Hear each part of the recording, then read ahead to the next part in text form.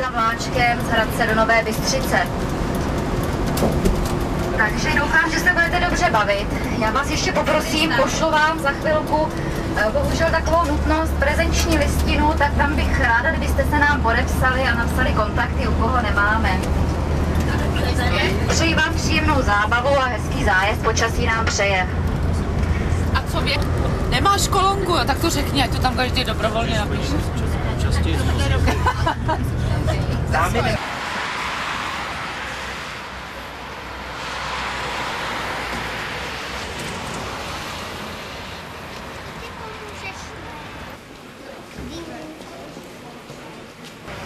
Držet tak.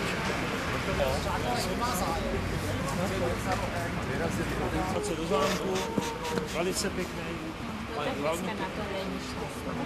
Taky pojď sem.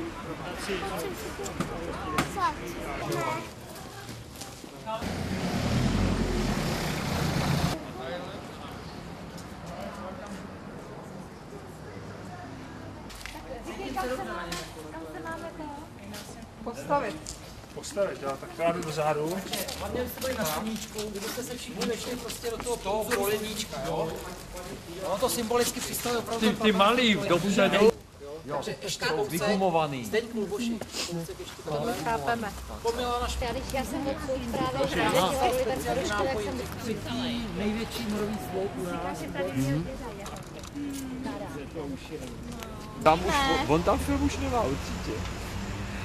Přátelé, hlavně se na té konce chovejte slušně, jo? Ano, ano.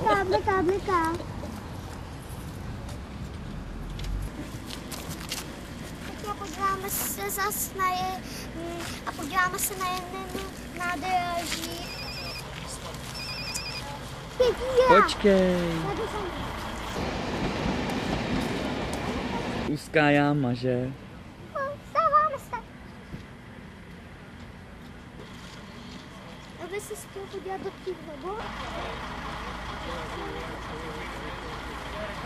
Tak já jdu za tím.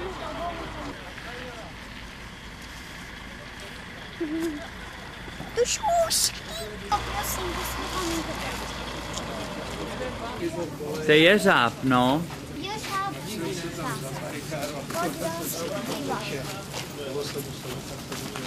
tak pojď dovnitř toho. Jo? Jestli tak zvědavej, tak to bude tak. Tohle mašinku někam pojede.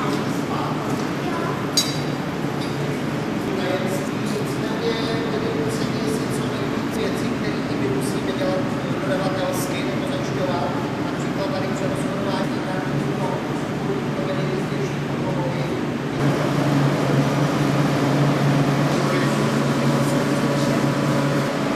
Tady jsme částí provozní, Ale má jen schovat.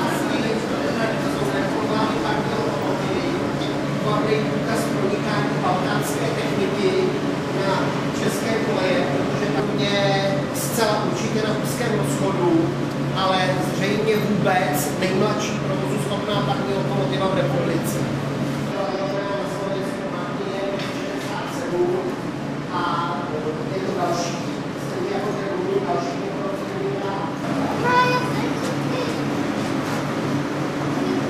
Jinak je to motor, který má speciální způsob takzvaného komůrkového zážehu a musí se startovat teplej. Takže ta lokomotiva má čas přípravy ke startu. No a uvnitř, jo, tam jak stojíš, tak no.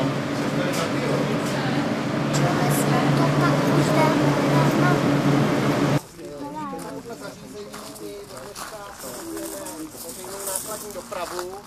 Měsíčně se tady otočí zhruba 30 až 40 nákladních. Tady potkáme tam vagóny na podválnicích na jedné stanici. A ta manipulace s tím vládá šrot, jezdí sem cisterny s mazutem a podobné záležitosti.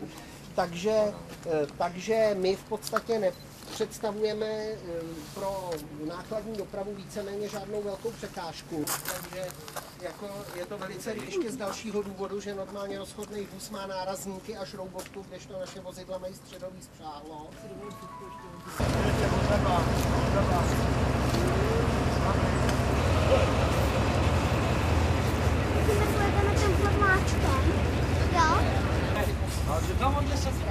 Taky dáma hodně nevědu. Taky. A ty ti říkáš, že máme podpořit i na klonku, že?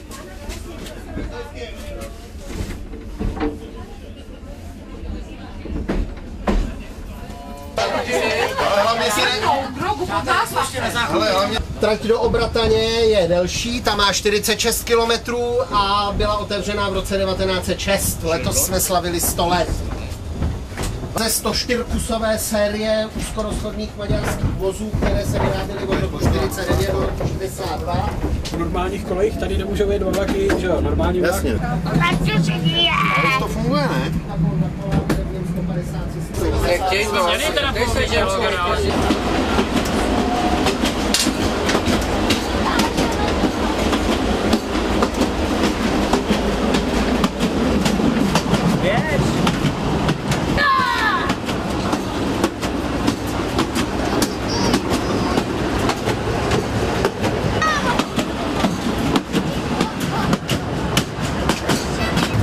To je 100 let starý vagón, tohle. Ale to je pořád. Nejde, jo?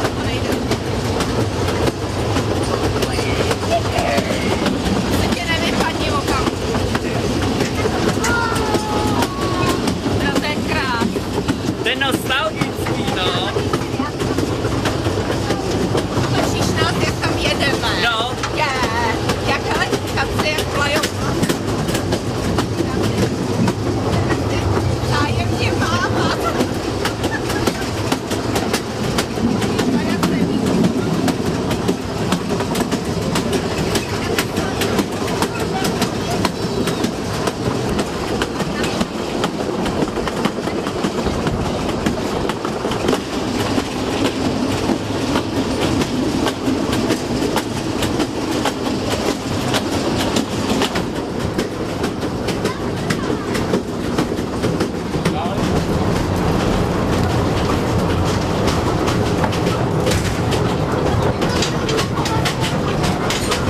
Dobře, Líbo, pojď, ještě se tady ofotíme, to je krásný.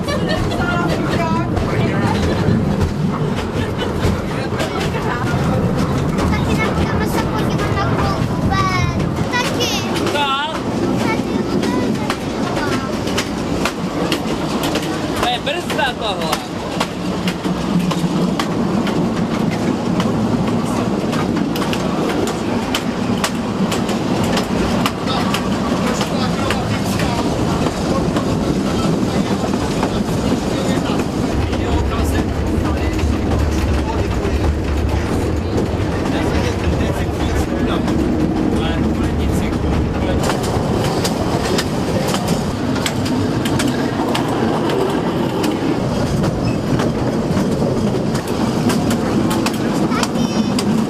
My jedeme v zeleném vagónu nebo v modrém, nebo v červeném.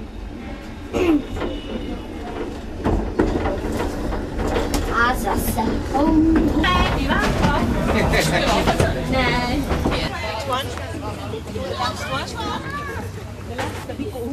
Je.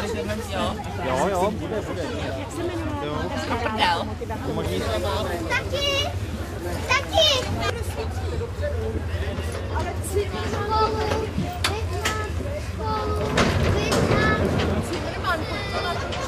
No, teď jo. Tam jsou další. 1900 cestoval Jára Cimrman na premiéru své hry Němý Bobeš z Vídně nádraží Františka Josefa do Prahy nádraží Františka Josefa. A protože se vydatně občerstvoval na nástupišti ve Vídni, tak si spletl římské čtvrté s římským šestým nástupištěm a místo do rychlíku do Prahy nastoupil do osobního vlaku, který končil pozdě večer v dolnorakouském Gmindu. Tam zjistil, že mu další spoj jede až druhý den ráno a kromě toho, že nemá v portfeji dostatečnou hotovost na cestu do Prahy, tak po prostudování svého cestovního globusu zjistil, Co to bylo? že nejlepší bude dosáhnout ostrým nočním pochodem z konečné úzkokolejné dráhy v Líčau Novou Bystřici a prvním ranním vlakem pokračovat do Jindřichova Hradce. Když peníze, tak v Nové Bystřici všechno nastane. Na loupežníky. Také lokomotiv třeba.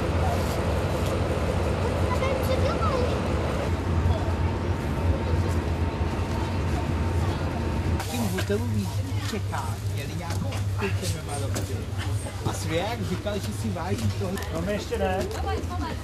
No Lukáši, takhle jdeme. Tak na ten vrchol mi tady. Ty hele, a víš, že jo? Ale už odjíždíme. No, už odjíždíme. Takže, přátelé, dáme. Teď to celý spadne, já to tušil. Stavím se tam, půl hodiny tam budu pak. Pokračujeme, Štěpán. To se to dělo, ty.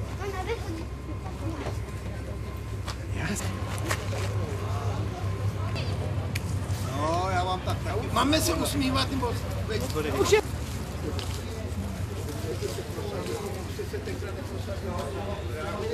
Dále, kdybyste si chtěli na příští sezónu tam objednat pobyt, tak už to není možné, až se potom podíváme nahoře.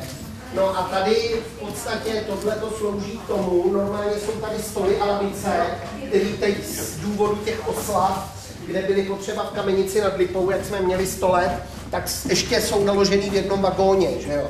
Teď na zimu tady nejsou potřeba, ale s tou partou nějakou vyjede sem, ať je to prostě svatba, ať je to třeba kooperativa, tady v tom prostoru slavila 15 let, jo.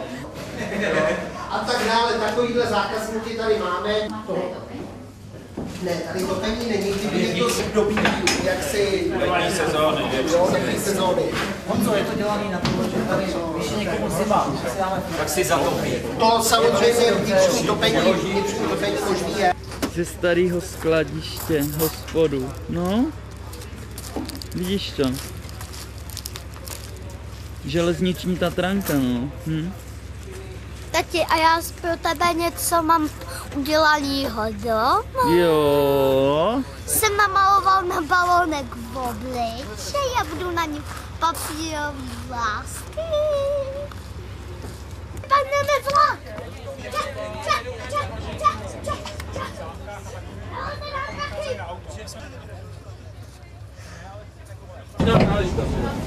A jediný, že ho neodvezeš po 10. v plný sezóně, už tam máš Co máš? Čaj! Tak budeme taky. Záběry byly tisně. Mě to nevadí.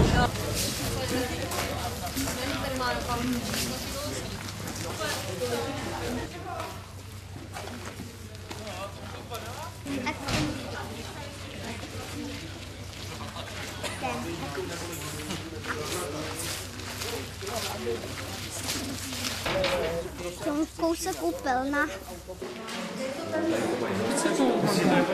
On se trošku... Jako mi to právě jako tak... A co to znamená? Protože ten je přeci jenom takový trošku jako takový a tady je zatím věž, je 35 a 2 lokomotivy už nebudou stačit. Jo? Po těch úředních různých aspektech. Ta lokomotiva je v podstatě obrovská tlaková nádoba. Ten kotel, že jo, kde je 14 atmosfér páry a vody a tak dále. A podléhá to periodickým revizím. A po určitých letech, když to projde, ta lhůta, tak se musí udělat v podstatě generální oprava kotle. Což je záležitost bratrů za 1 000 000 nebo i za víc. No a to je z poslední jízdy, posledního dne platnosti toho průkazu způsobilosti. A to je takovej nádražácký zvyk, že vždycky prostě, když to jako odcházelo, tak se to napsalo. No a jak jsem říkal, je to majetek Národního technického muzea. No, to je zavřená boudička. Teda to je další. No.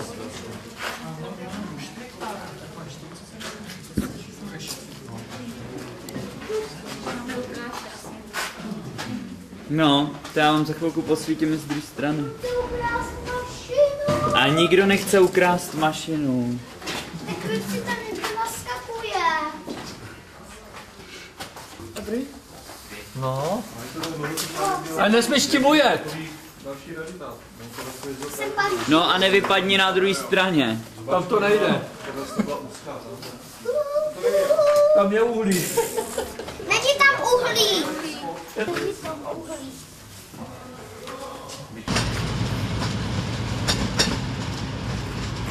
Výborně, jede pryč. Jede pryč bez nás. Protože máme tu autobus. Pěkný, no.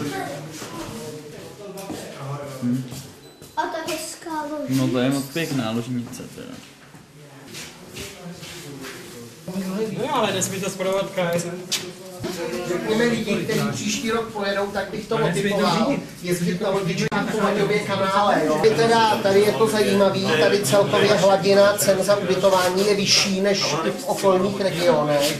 No a my jsme ji nastavili tak, aby jsme nebyli někde přehnaně draho. Jo. Jak děláš teďka?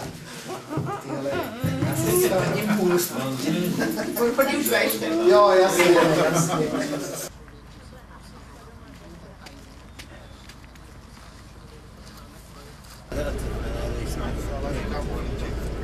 Ahoj. Ahoj.